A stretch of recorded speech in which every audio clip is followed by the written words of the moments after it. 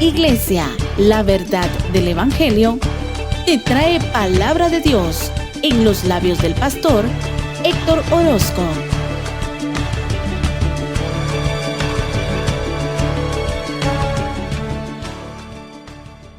Las cosas, hay una libre voluntad de Dios hacia la creación.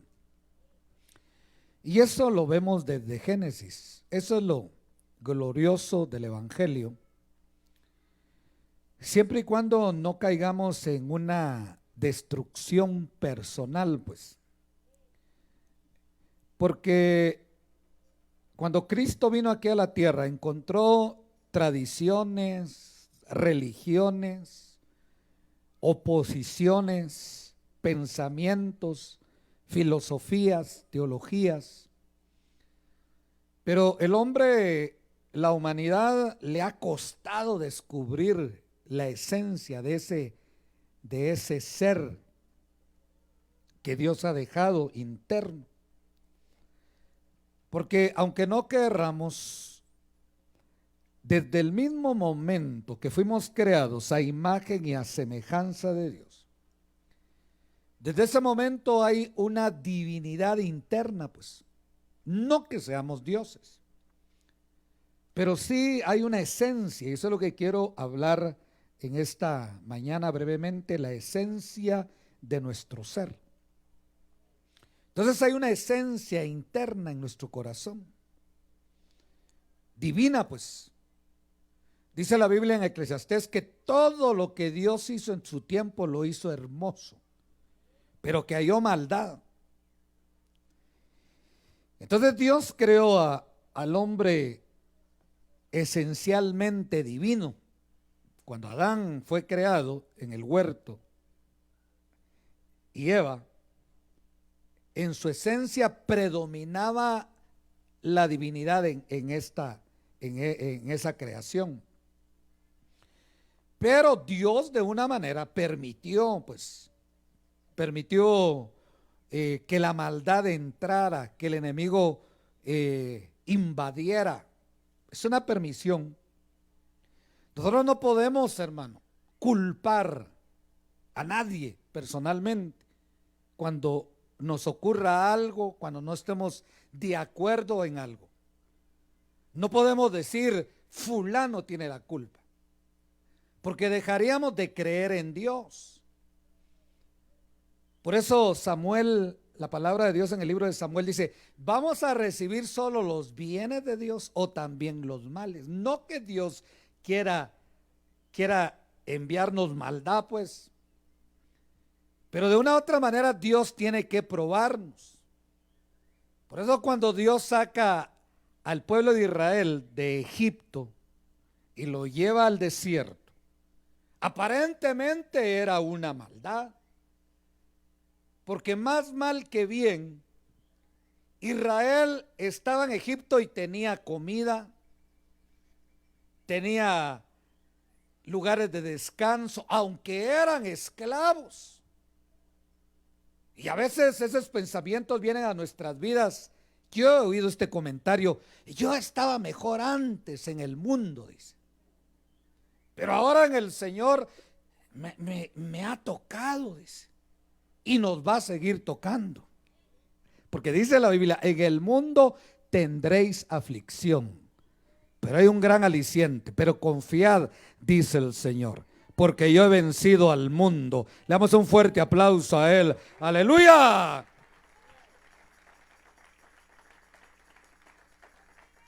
¿Cuántos dan gloria a Dios? Y el sufrimiento es parte de, pues. Entonces cuando Israel vio el desierto, aquel desierto grande, donde habían escorpiones, serpientes, no había agua, había un gran desierto, pero nunca la misericordia de Dios abandonó a Israel. Estaba la nube, estaba la columna de fuego, estaba el maná que descendía. Y ahí quiero que empecemos a ponerle ojo al mensaje de Dios. Es bien cierto, había desierto, Pero el desierto no anula la esencia de Dios. Eso es lo que quiero que le ponga atención. El mensaje es la esencia de Dios en nuestras vidas, en las diferentes etapas. Israel miraba el desierto. Lamentablemente, a veces es más poderoso lo que vemos que lo que no vemos. Es más majestuoso ver ese árbol que está ahí, grande, imponente, el tronco. No miramos la raíz, lo frondoso. Y ahora que va a empezar a llover, esto se va a poner verde, hermano. Y es más maravilloso ver los cielos y la tierra, los atardeceres, el calor abrasador, sabroso, hermano. A veces nos impacta más lo que vemos que lo que no vemos. Y somos llevados a las cosas visibles, menos a las invisibles. Por eso Romano dice su eterno poder, hablando de cosas invisibles, su gloria. Entonces Israel miraba el desierto, aquel desierto grande. No sabían cuántos años iban a caminar. Muchos murieron en el desierto, como hoy en el mundo mucha gente está muriendo en ignorancia.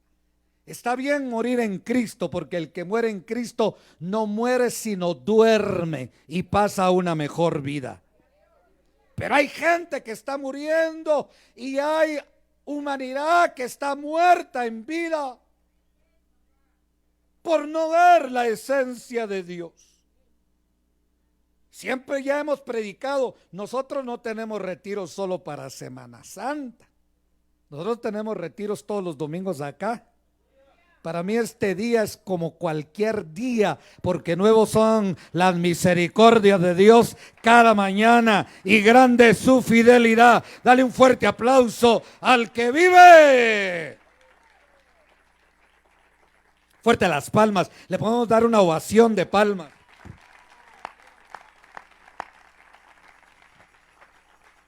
Como cualquier día en el sentido de que está la gloria de Dios. Como dice el coro, la gloria de Dios está en este lugar. Entonces Israel, no, el Señor no le habló de años, sí le habló de Canaán. De la misma manera, cuando Cristo se fue, le dijo a los apóstoles, he aquí yo vengo pronto. No le dijo cuántos años. Ese pronto ya lleva 2000 años. Yo los voy a llevar a Canaán, duró 40 años. En el mundo tendréis aflicción, no dijo cuánto tiempo. Pero eso no nos quita la esencia de Dios que tenemos. Ahí está el desierto. Este calor no es calor. El calor, me imagino yo, que ese calor del desierto de Egipto a Canaán ha de haber sido abrasador, tedioso, consumidor. Pero solo de esa manera sale la gloria de Dios. De igual manera, cuando aquellos jóvenes hebreos fueron lanzados al horno 7 veces calentado, muchos días miraban a ellos, qué fácil era arrodillarse delante de una estatua erigida por órdenes de Nabucodonosor. Y qué difícil era decir no adoro. Pero ese no adoro significaba muerte para la mente humana. Pero la fidelidad de estos jóvenes evidenció la fidelidad y el poder de Dios. Se metieron 3, Nabucodonosor vio 4. Los metieron amarrados, él los vio libres. Los metieron asustados y él los vio gozosos y danzando. Ese es el cambio que hay de las tinieblas a la luz admirable que es Jesucristo. Le damos un fuerte aplauso a Él. ¡Aleluya! En este evangelio venimos solos y salimos acompañados con Dios. Nos meten amarrados al mundo y Cristo nos libera. Nos quieren entristecer y Él nos da el gozo con la salvación de nuestras almas. Dale un fuerte aplauso a Él. ¡Aleluya! ¿Cuántos dan gloria a Dios? ¿Cuántos dan gloria al Señor? Ahí está el desierto. Por eso no miremos solo con los ojos terrenales. Porque los ojos terrenales nos traicionan, sea quien sea.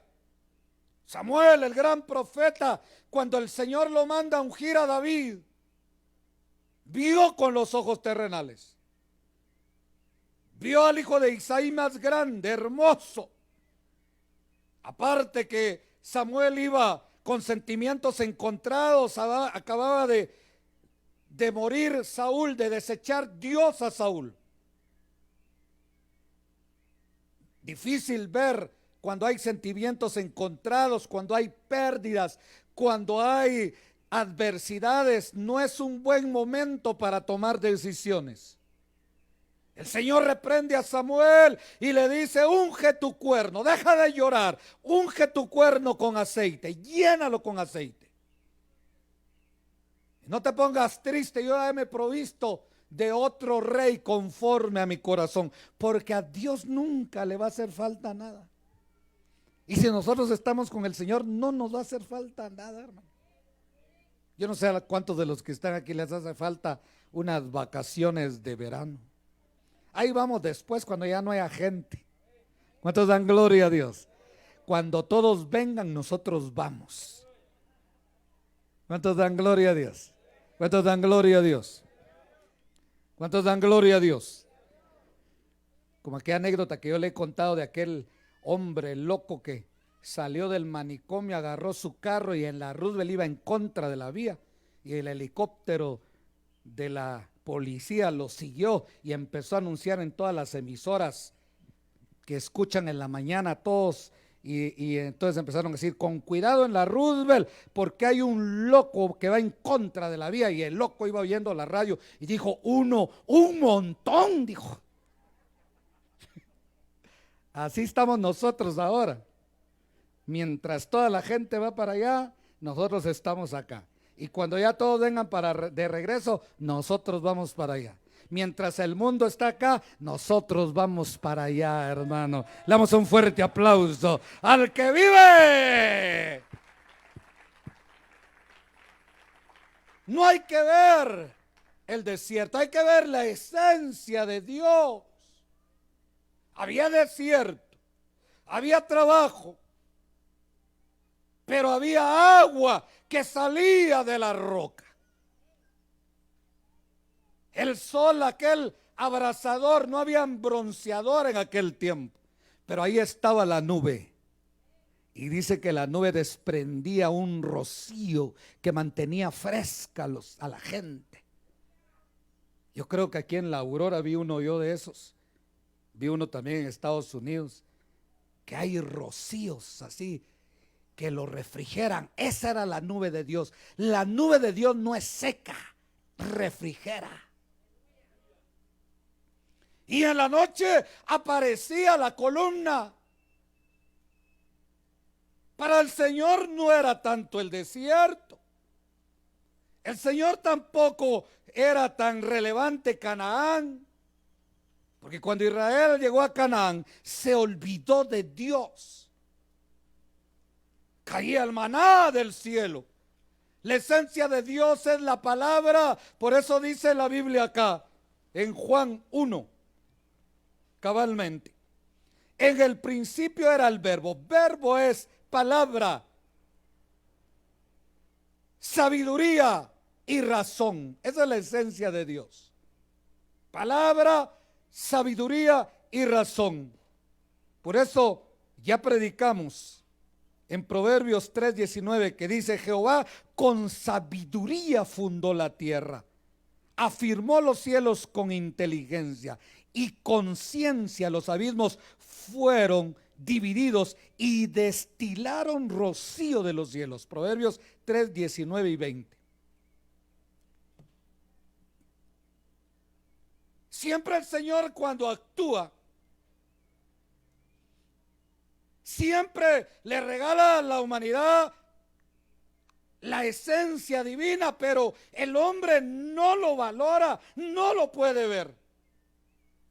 Yo quiero que en esta mañana, hermano, salgamos viendo que dentro de nosotros hay una esencia divina. Hay un poder interno que nos hace sabios, que nos hace gente, hermano, con palabra, que nos hace gente con razón, que es la única manera que el hombre puede llegar a conocer la voluntad de Dios. La voluntad de Dios no se conoce con una noche de oración ni de vigilia, orando y diciéndole: Señor, muéstrame tu voluntad. No va a aparecer la voluntad de Dios de la noche a la mañana. La voluntad de Dios tampoco va a aparecer a través de un misticismo barato. La voluntad de Dios va a aparecer con el verbo, con el logos, con la sabiduría. Ese es un Dios. Dios no actúa locamente. Por eso le leía Proverbios capítulo 3. Dios no es ningún mago que dijo de la noche a la mañana con una varita mágica, sacó su varita y dijo: hágase la luz, y hizo: pónganse las estrellas. Pau, pau, pau, pau, pau, pau. No es mago el Señor, ni brujo. Él es un Dios todopoderoso. ¿Cuántos dan gloria a Dios? Con sabiduría. La palabra sabiduría que utiliza aquí es sofía, sopía, habilidad que el hombre tiene para aprender, a vivir, a practicar, a ejercer, a hacer. Sin destrucción. Fundó la tierra, afirmó los cielos con inteligencia, con ciencia fueron divididos los abismos y destilaron rocío los cielos. Ahora viene Juan y dice: en el principio era el verbo, y el verbo era Dios, y el verbo era con Dios. Dios no nos hizo a nosotros a la deriva. No somos causa de la casualidad, del error de nuestros padres. No. Todos los que estamos aquí tenemos un propósito y un plan de Dios. El mundo nos ha querido, hermano, a través de nuestros sentimientos y de nuestra alma, nuestra mente caída, nuestros sentimientos trastocados y heridos, nos tiene o tiene a muchos cristianos amargados, atrás de cosas que tarde o temprano van a perecer. La gente que muere en Cristo, su cuerpo se desintegra, se corrompe en la tumba. La gente que conoce a Cristo, su espíritu regresa al Padre y el alma va al seno de Abraham a esperar la venida de Cristo. Y dice la Biblia: y los muertos en Cristo resucitarán primero. Pero ¿por qué resucitan? ¿Cuál es ese poder de la resurrección? Es que en nosotros hay una esencia celestial que está depositada en el alma del hombre cuando aceptó al Cristo de la gloria. Y cuando el alma oiga la trompeta de Dios, la voz de mando, con voz de arcángeles, y los que murieron en Cristo van a activar ese poder, esa esencia, y van a ir a traer el cuerpo, las cenizas, a donde usted y yo nos hayan enterrado, si es que ya hemos muerto. Y ese poder va a levantar el cuerpo, ya no como antes, ya no un cuerpo corrupto, sino un cuerpo incorruptible. El cuerpo incorruptible no quiere decir hermoso, no quiere decir la estatura perfecta, no quiere decir perfección humana. Incorruptible, glorioso, quiere decir ya sin prejuicios humanos, que ya no nos va a afectar las palabras de maldición si es que alguien nos las dice. Ya no nos va a afectar los pensamientos negativos si es que todavía vienen. Ya no van a afectarnos los ancestros, las insatisfacciones del alma. Vamos a llegar a alcanzar una mente renovada, la mente de Cristo, hermano. Vamos a llegar a alcanzar una madurez tremenda. Vamos a encontrar la verdadera felicidad, que es la satisfacción plena en el Cristo de la gloria. Démosle un fuerte aplauso al que vive. Fuerte las palmas a Él. ¿Cuántos dan gloria a Dios? ¿Cuántos dan gloria al Señor? Ahora Juan empieza predicando. Juan le está predicando a los hebreos y a los griegos. Y ahora a los guatemaltecos. No sé si los hebreos o los griegos tenían un vocabulario, un alfabeto de 20,000 palabras, y otros tenían 200,000 palabras. Nosotros no sé cuántas palabras componen nuestro español. El español es muy rico, muy suculento el español. Es un idioma muy bendecido. No es nuestro idioma natal porque nos lo trajeron los españoles, pero gracias a Dios, ¿verdad? ¿Cuántos dan gloria a Dios? ¿Cuántos dan gloria a Dios? Prefiero saber español que saber inglés. ¿Saber cómo se dice en inglés chilero? ¿Alguien sabe cómo se dice en inglés chilero? Yo creo que no lo pueden traducir, ¿verdad? Chilero, hermano. ¿Cuántos dan gloria a Dios? ¿Cómo se dirá en inglés jocote? Yo creo que no hay, ¿verdad? ¿Y Pepita Jocote Marañón? Bueno, mejor no hablemos. ¿Cuántos dan gloria a Dios? ¿Cuántos dan gloria a Dios? Le puede dar una ovación de palmas a Él. Fuerte las palmas al que vive. Entonces, la esencia de nuestro ser empieza en la divinidad, en la eternidad de Dios. Cuando dice la Biblia, en el principio era el verbo, está hablando de palabra, está hablando de sabiduría, está hablando de razón. Pero en Dios, en Cristo, existía esa esencia.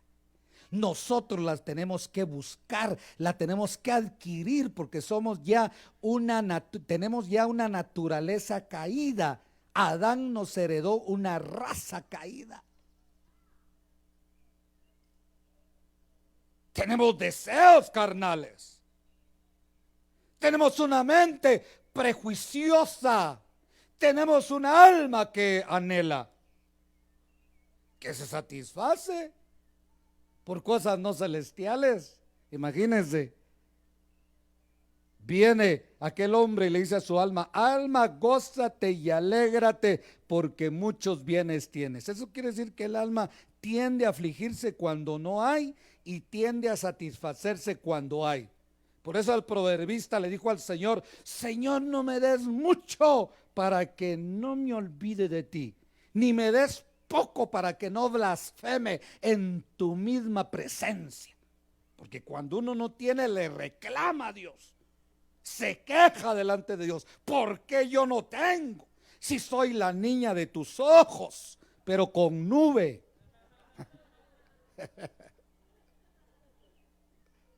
¿Cuántos dan gloria a Dios? Y cuando tiene, se olvida de Dios.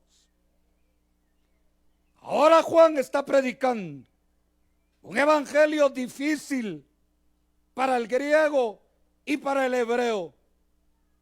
Para una raza donde habían orígenes de filosofía, de teología, de creencias.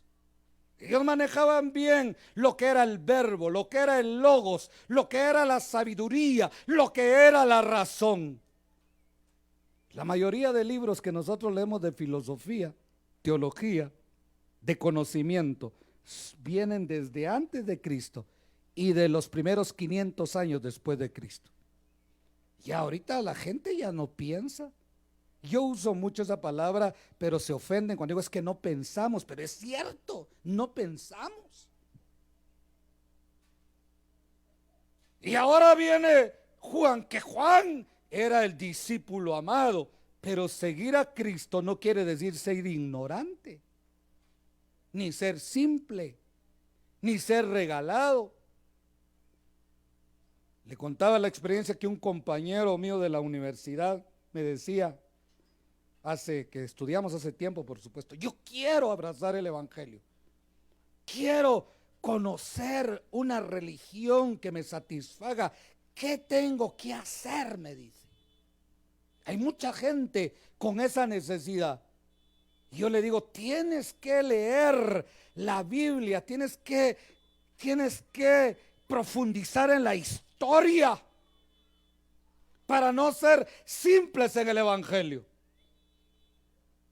Casi toda una vida, pero es una vida paralelamente que se tiene que llevar, porque esta vida paralela cristiana, evangélica, es la que nos va a preservar y es la que nos enseña a vivir, hermano.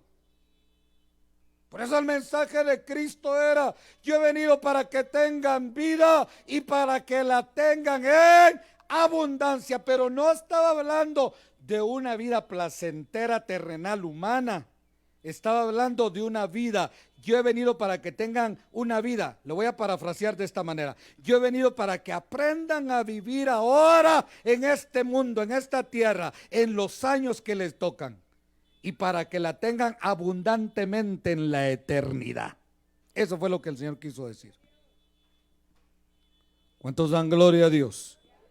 ¿Cuántos dan gloria a Dios? Le puede dar un fuerte aplauso a Él, aleluya.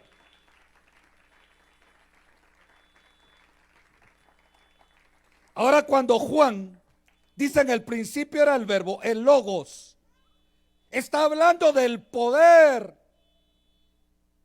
La palabra, dice la Biblia, por la fe creemos, dice Hebreos 11, que por la palabra, está diciendo, por el poder de la palabra, fue constituido el universo.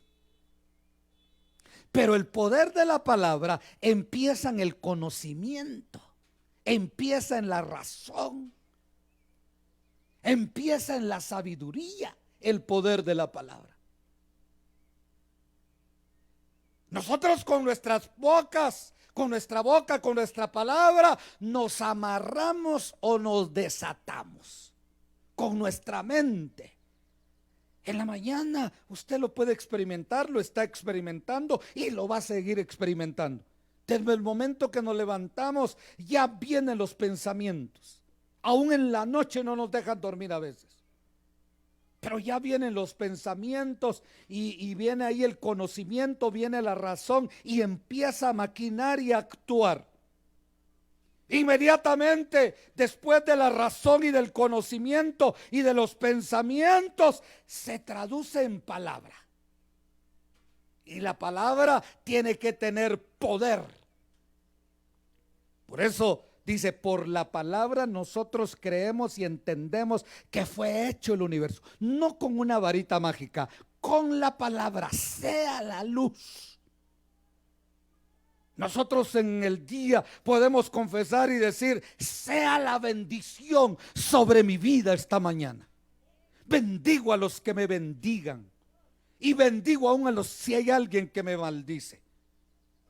confieso que soy un hijo de Dios, que todo lo puedo en Cristo que me fortalece. Dejo toda carga, toda ansiedad, toda pesadez en el nombre poderoso de Jesús. Y la palabra cobra vida. Dale un fuerte aplauso al que vive.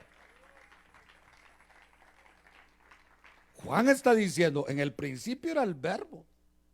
Era la palabra de Dios actuando. Y la palabra, el logos, que se tabernaculizó, que se personificó en Cristo. Cristo es más que una imagen. Cristo es más que una Semana Santa, que una Nochebuena, que un Año Nuevo, que un día. Cristo es la palabra viva, el poder de Dios, pero que tiene que actuar en nuestra vida, no un día, todos los días. Yo miro en la vida de Job el poder de la palabra actuando, porque dice la Biblia, oiga lo que le voy a decir, con el corazón se cree, pero con la boca se confiesa para salvación. ¿Qué está diciendo? El poder de la palabra que se confiesa.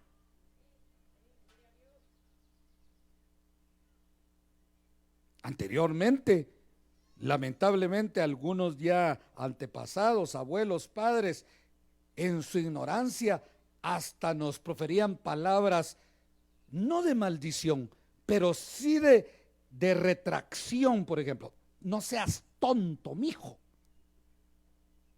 Ay, a vos nada se te queda. Igual que tu papá, ala, hermano. Y eso viene a amarrar. Y ya el hijo dice, yo soy tonto. No. Todavía mi padre en su ignorancia nos levantaba a las 4 o 5 de la mañana, nos quitaba la chamarra y nos decía, arriba campeones. Ay, la palabra de Dios tiene poder. Por eso el apóstol Pablo dice, en el principio era el verbo, era el logos, era la palabra. Pero la palabra tiene que ir acompañada con sabiduría. Porque si mi palabra es ociosa, y dice la Biblia, ninguna palabra ociosa salga de vuestra boca. ¿Qué es ociosa? Que no tiene fruto. La palabra con sabiduría, con razón, con inteligencia, con conocimiento, es la que tiene al mundo suspendido. Por la palabra es que estamos nosotros aquí sentados. ¿Sabe? No estamos sentados acá en un terreno, estamos sentados en la misma tierra dando vueltas, rotación y traslación a no sé cuántos kilómetros por hora, y no nos caemos ni nos mareamos. Él es el poder de la palabra. Pero no es una palabra ociosa, es una palabra con sabiduría y con inteligencia. Cuando dice la Biblia en Proverbios, el buen ánimo soporta la enfermedad. ¿Sabe qué está diciendo? El hombre que tiene conocimiento, sabiduría, palabra, soporta su enfermedad. Pero si uno confiesa, estoy enfermo, me duele aquí, y cuando se despierta, ¿en dónde me irá a doler hoy?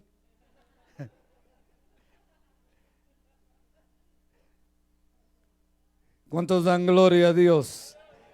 Pero todo lo podemos en Cristo que nos da la fortaleza. Le damos un fuerte aplauso al que vive.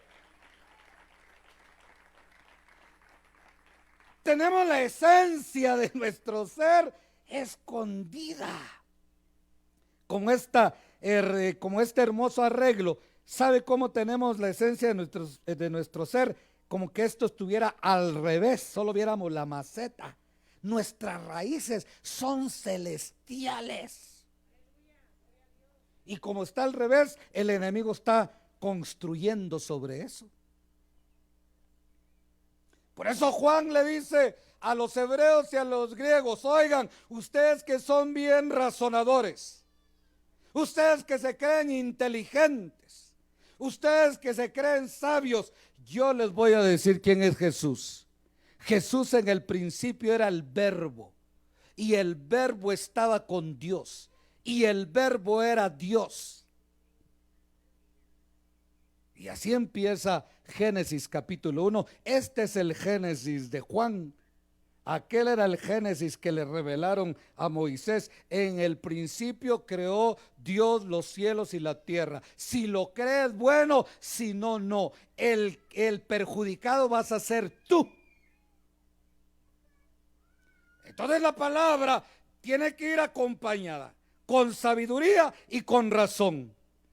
Está diciendo Juan, la sabiduría se le considera como el agente o instrumento y colaborador eterno de Dios, llámese Jesucristo, la misma esencia de Dios. Ahora viene Dios y se le ocurre, oiga, mire lo que voy a decir, y se le ocurre mandar a Cristo en carne y hueso hace 2000 años. Manda a Jesús.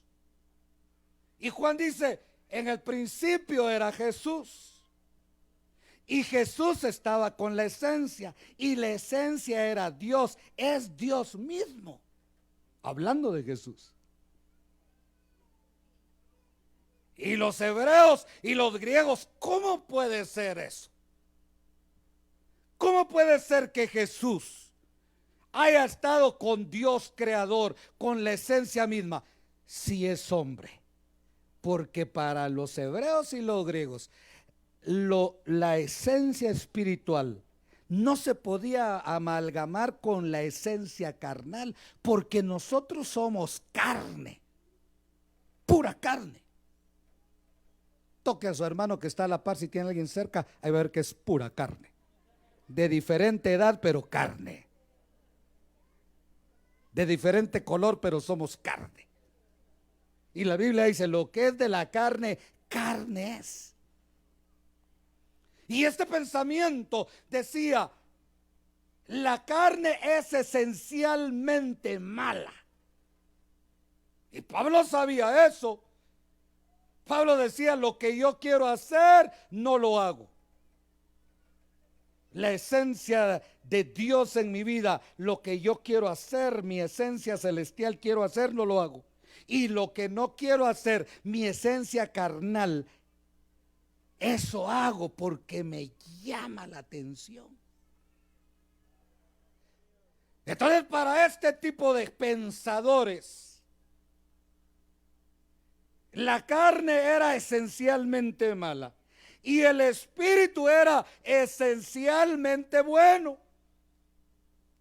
Y era imposible que la carne y el espíritu se amalgamaran. Es como el aceite y el agua. Usted echa aceite en un vaso y le echa agua y lo mueve y lo revuelve y después se separan. Esa era la filosofía de los griegos y de los hebreos, y tienen razón, pero eso no quiere decir que no haya esencia celestial en nosotros. Y ahí es donde yo quiero que trabajemos en nuestra vida personal. Porque dice la Biblia, lo que es de la carne, carne es. Y lo que es del espíritu, espíritu es. Un hombre no puede vivir 100% en el espíritu. Aunque se vista de blanco, zapatos blancos, ropa interior blanca, todo blanco, de todos modos la carne es carne pecaminosa, es esencialmente mala. Eso tenemos que lidiar y batallar. El pastor que entienda que las ovejas son de carne, que la naturaleza humana es esencialmente mala, ya reposó. Pero también el pastor tiene que entender que en las ovejas hay algo esencialmente divino.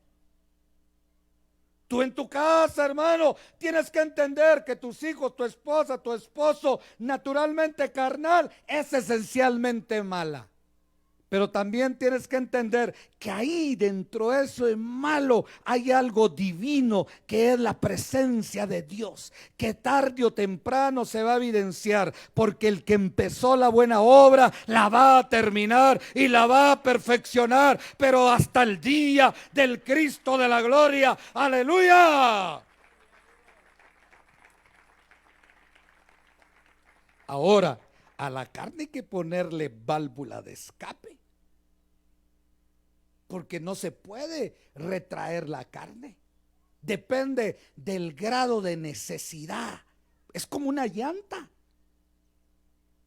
Una llanta, hay carros que llevan 28 libras de aire, 36, 38, no sé si hay más.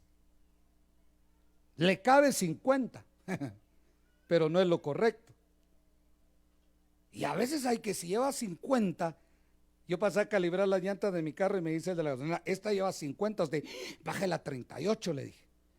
Y ya, imagino que el cuero ya, el gaucho ya descansó. La carne necesita válvulas de escape, por eso es que, porque es esencialmente mala. Usted no me va a decir que nosotros tenemos carne esencialmente buena, que nuestros pensamientos son puros, que nuestros deseos son puros, que ya no hay odio, ya no hay rencor, ya no hay envidia. Caminamos suspendidamente en la tierra, como algunos creían que Jesús sí había venido, si es que era Dios.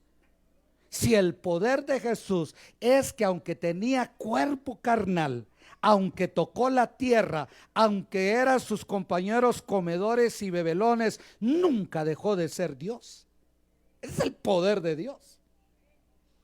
Que a pesar de que vino con este cuerpo carnal esencialmente malo, nunca fue malo.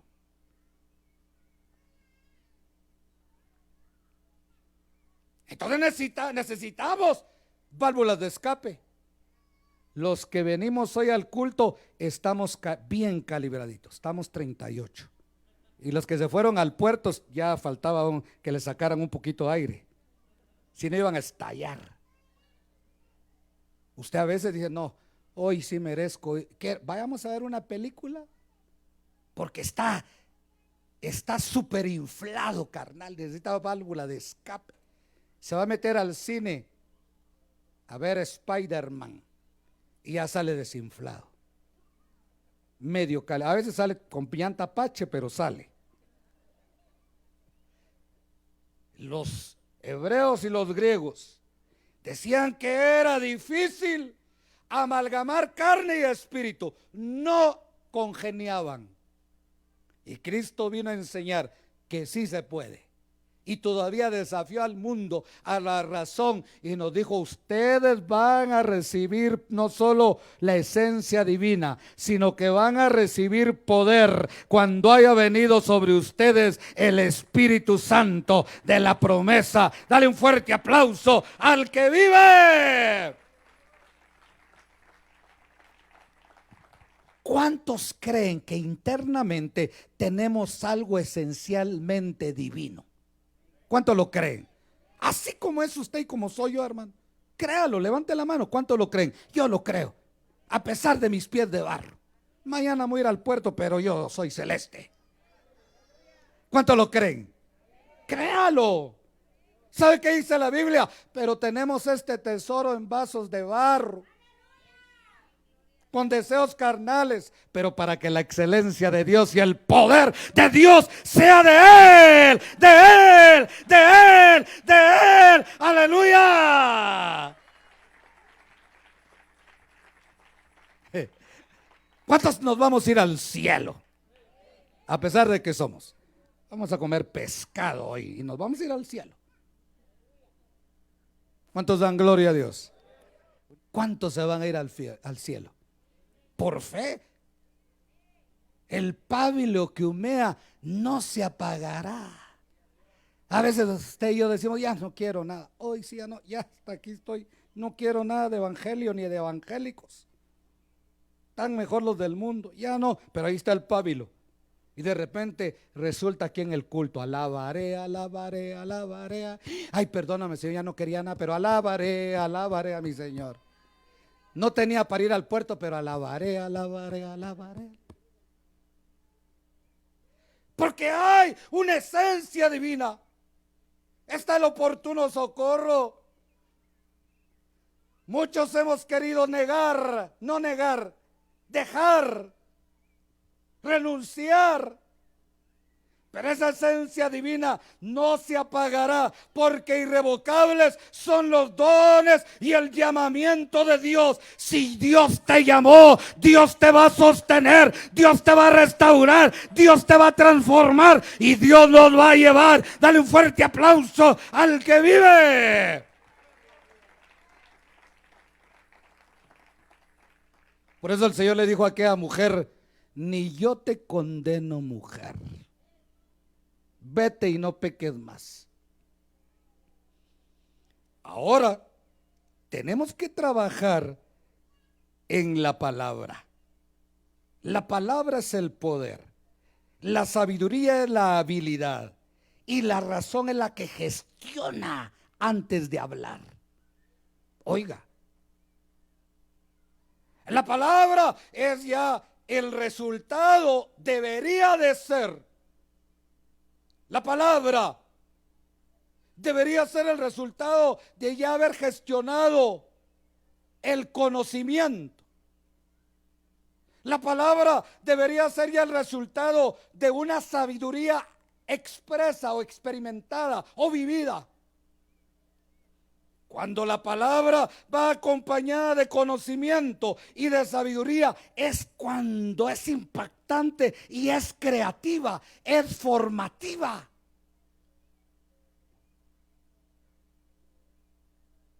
Es creativa, es formativa, es actuante y es dinámica. Oiga, la palabra es creativa, formativa, actuante y dinámica, pero una palabra que ya está gestionada en nuestra mente y que ya va acompañada de sabiduría, pero una palabra que solo sale puede ser destructiva. Le hacen algo y ya lo... necio, tonto, burro. ¿Qué culpa tienen los burritos? Esas palabras no tienen razón, no tienen sabiduría. Y como van acompañadas de espíritus, afectan en el hombre. Y más si vienen de una autoridad. El diablo tiene autoridad, pero no tiene poder. O tiene poder y no tiene autoridad. Perdón, ahorita estoy en otro plano. Pero Cristo dijo: toda autoridad me ha sido dado en el cielo y en la tierra. Tu padre de familia, madre de familia, tienes esa autoridad como padre y como madre, pero también la tienes delegada por el Espíritu Santo.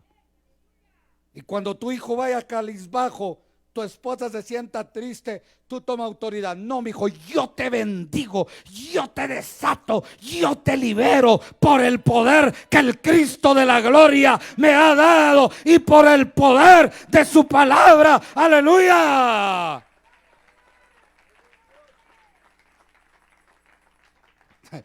Ahora dice la Biblia en Proverbios: adquiere sabiduría y adquiere inteligencia. Hay 3 pasajes de la Biblia en Proverbios que hablan de sabiduría. Proverbios 3 del 19 al 24, para que lo apunte, o si no le da tiempo, mire, repita el mensaje. Es importante. Proverbios 4 del 5 al 13. Proverbios 4 del verso 5 al 13. Adquiere sabiduría, adquiere inteligencia. No te olvides ni te apartes de las razones del conocimiento de mi boca. No las dejes y ellas te guardarán. Ámalas y te conservarán. Sabiduría ante todo. Adquiere sabiduría y sobre todas tus posiciones adquiere inteligencia. Me decía mi hermano carnal ayer, yo tuve 2 amigos, me dijo, hombres que ganaban entre 80,000 y 120,000 al mes, me dijo. De repente se quedaron sin dinero, me dijo, se quedaron sin trabajo y hoy no tienen ni qué comer. Perdieron sus casas, sus carros. ¿Sabe por qué? Porque no son sabios, no son inteligentes. Es que el logos, el verbo, la sabiduría hay que adquirirla. Olvidémonos, hermano, que usted se va a pegar una sentada, una oración, un retiro de Semana Santa, ya va a salir el hombre más sabio, la mujer más sabia. Eso es mentira. Ahí la gente está perdiendo su tiempo. La sabiduría, la inteligencia, el conocimiento y la razón es algo que tenemos que adquirirla personalmente. El pastor, el predicador, el ministro lo que hace es decirte cómo, y tú tienes que adquirirla todos los días. No vayamos muy lejos. Para mantenerse enamorado, para vivir esta vida con amor, hay que trabajar. Hay que sembrar, hay que regar, hay que echar vitaminas. A mí me gustan los bonsai. Se me murió uno, lo tengo en el hospital. Pero hay que echarle agua, hay que echarle vitaminas, hay que echarle tierra, hay que verlo, hay que hablarle.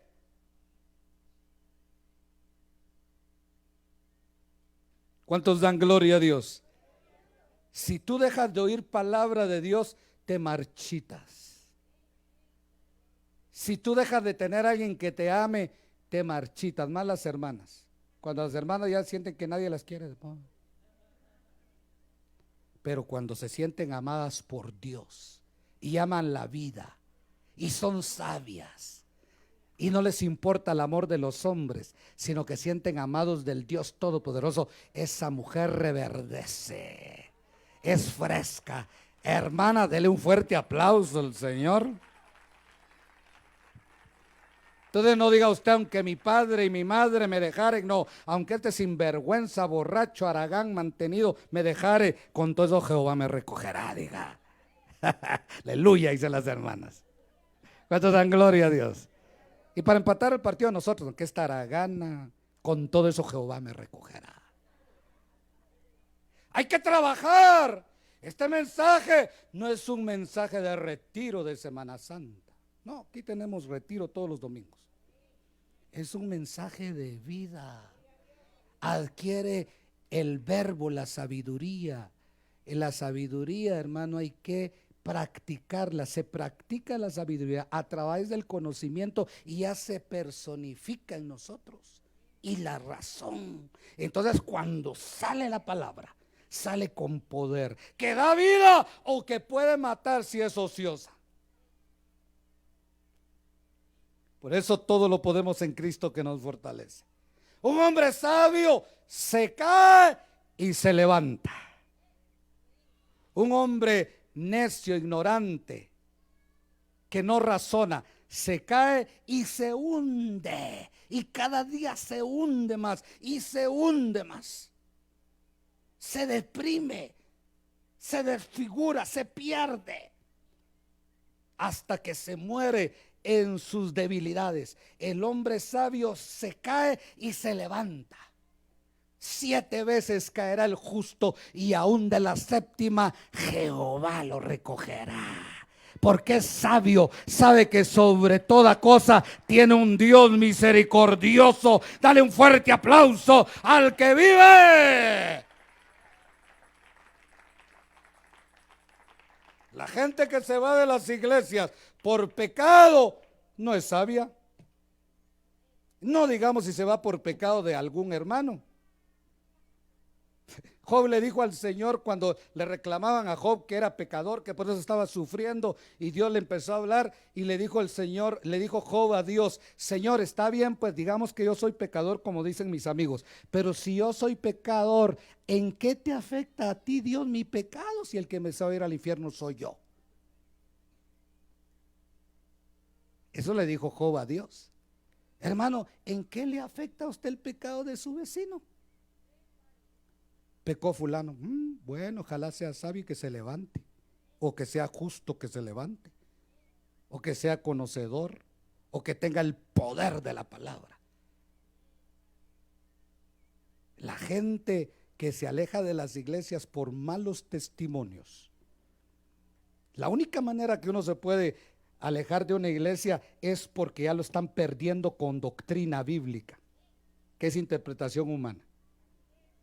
Por eso Pablo le dijo a Timoteo: ten cuidado con lo que predicas, porque predicando esto te puede salvar tú y los que te oyen. Y si predicas cosas tuyas, vas a perder a los que te oyen. La única manera que usted se puede salir de la iglesia es cuando su pastor ya le esté predicando cosas personales y no la Biblia. Entonces escape por su vida y empieza a buscar una iglesia, pues. ¿Cuántos dan gloria a Dios? ¿Cuántos dan gloria a Dios? El sabio ve el mal y se aparta. El sabio sabe que toda buena dádiva y que todo don perfecto desciende de lo alto. El sabio sabe que no es con espada ni con ejército, sino con el Espíritu Santo. El sabio sabe que nuestra lucha no es contra carne y sangre, sino contra principados y potestades. El sabio sabe que el que empezó la buena obra la va a terminar y la va a perfeccionar. ¡Aleluya! El sabio pacientemente espera en Jehová y Él concede las peticiones. El sabio no se deja amargar. El sabio no le quitan el gozo. No es envidioso. Sabe gestionar bien sus pensamientos, sus emociones, y cuando habla, habla con sabiduría, no con ley, no con aparente espiritualidad mística. Ya vine, ya vine, ya vine, aleluya, aleluya, sierva, sierva, sierva, amorcito, amorcito, no. Reprende, redarguye, pero no mata. Amén. ¿Cuántos dan gloria a Dios? Hermano, la esencia de nuestro ser no se radica en espiritualidad, se radica en sabiduría, se radica en conocimiento y se radica en poder de Dios por su palabra. Y está en nosotros y es eterna. En el principio era el Verbo, y el Verbo era con Dios, y el Verbo estaba Dios. Amén y amén. Iglesia de Jesucristo te trajo palabra de Dios en los labios del pastor Héctor Orozco. Acompáñanos en nuestras ubicaciones: Novena Avenida y Segunda Calle, 2-21, Zona 19, Colonia La Florida. Dios te bendiga.